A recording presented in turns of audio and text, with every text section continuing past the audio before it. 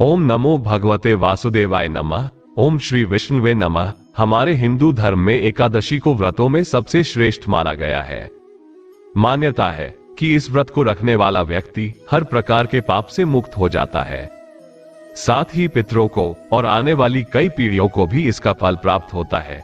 इस दिन भगवान विष्णु की विधि विधान से पूजा अर्चना करने पर निसंतान दंपतियों को संतान सुख की प्राप्ति होती है। तो चलिए आपको बताते हैं साल 2024 में पौष पुत्रदा एकादशी का व्रत कब रखना है, एकादशी एवं द्वादशी तिथि कब से कब तक रहेगी, व्रत कब खोलना है, हरि वासर का समय कब से कब तक रहेगा, व्रत पारण का शुभ मुहूर्त कब रहेगा और इस दिन के कुछ अनिवार्य नियमों के बारे में।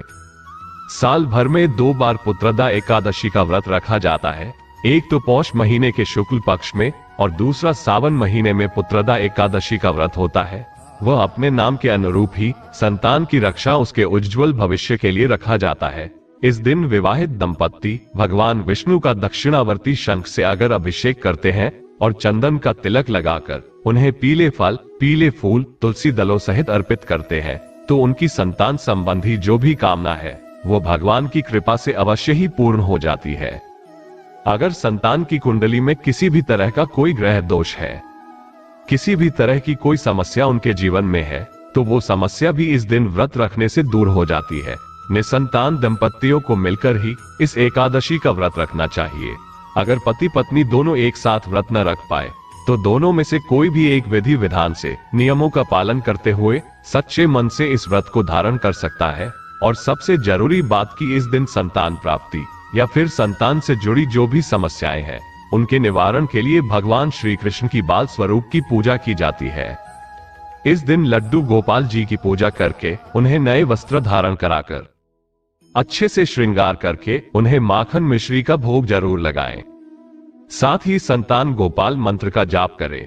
चूंकि इस वीडियो में हम आपको बताएंगे एकादशी के व्रत में तुलसी जी की पूजा भी जरूर करनी चाहिए, क्योंकि तुलसी जी में साक्षात भगवान विष्णु का भी वास होता है। और जिस घर में एकादशी के दिन खास तौर पर तुलसी जी की पूजा की जाती है, तुलसी जी की व्रत कथा पढ़ी या सुनी जाती है, उस घर में सदा भगवान विष्णु और मां लक्ष्मी जी की कृपा भी बनी रहती है। तो हर एकादशी व्रत में आप तुलसी के पौधे में एक दीपक जरूर जलाएं। शाम के समय और सुबह के समय पूजा जरूर करें। तुलसी जी में एकादशी के दिन जल अर्पित नहीं किया जाता, इस बात का विशेष ख्याल रखें।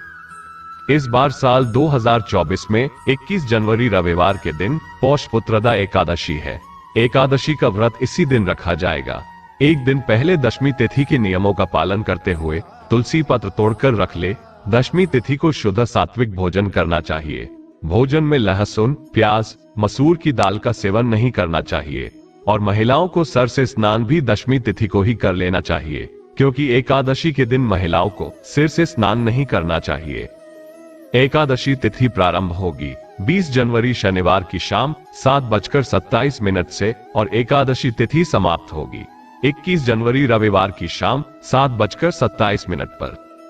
द्वादशी तिथि प्रारंभ होगी 21 जनवरी रविवार की शाम 7:28 से और 22 जनवरी सोमवार की शाम 7:52 पर समाप्त हो जाएगी। 22 जनवरी सोमवार को सूर्योदय सुबह 7:13 पर और सूर्यास्त शाम 6:02 पर। हरि वासर का समय इस दिन सुबह 2 बजे तक समाप्त हो जाएगा। राहु काल सुबह 7:30 से 9 बजे तक रहेगा।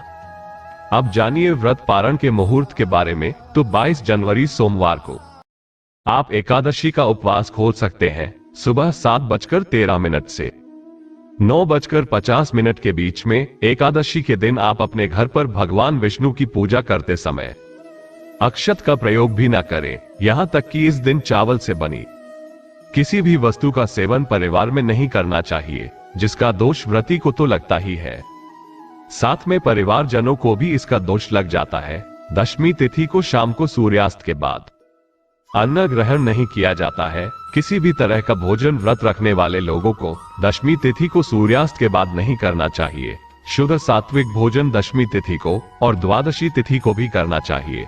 रही बात एकादशी के दिन फलाहार करने की, तो देखिए एकादशी का व्रत होता है वो पूरी कोशिश करनी चाहिए कि केवल जल के साथ ही आप रखें। जल आप भरपूर मात्रा में ले सकते हैं। नींबू पानी भी यदि आपको बहुत आवश्यकता हो तो आप एक समय ले सकते हैं, लेकिन जहां तक हो सके केवल जल के साथ एकादशी का व्रत रखना चाहिए।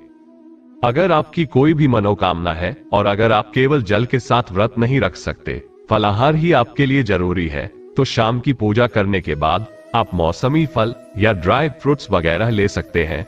बहुत ज्यादा चीजों के सेवन से बचना चाहिए और अगले दिन शुभ मुहूर्त में विधि विधान से अपना व्रत जरूर खोल देना चाहिए। व्रत खोलने से पहले आपको अपनी सामर्थ्य, अपनी शक्ति के अनुसार कुछ न कुछ दान भी जरूर करना होता है, वो चाहे फलों का हो, अन्न का हो, पके हुए भोजन का हो, वस्त्र का, जो कुछ भी आपकी श्रद्धा सामर्थ्य उसके अनुसार दान करें। दान के बाद आप अपना व्रत शुभ मुहूर्त में खोल सकते हैं। संतान गोपाल मंत्र है, देव की सुत गोविंद वासुदेव जगतप्ते देहि में तन्यम कृष्ण त्वामह शरणागतः। इस मंत्र का कम से कम 108 बार जाप भगवान कृष्ण की पूजा करते समय जरूर करें। लड्डू गोपाल जी को इस मंत्र का जाप करने के बाद माखन मिश्री का भोग लगाएं। उम्मीद है आज की ये जानकारी आपको पसंद आई होगी। अगर आपको ये वीडियो अच्छी लगी हो तो प्लीज वीडियो को लाइक जरूर कीजिएगा और हमारे चैनल राम राम जी को सब्सक्राइब करना मत भूलना। मिलते हैं अगली वीडियो में, तब तक के लिए राम राम जी।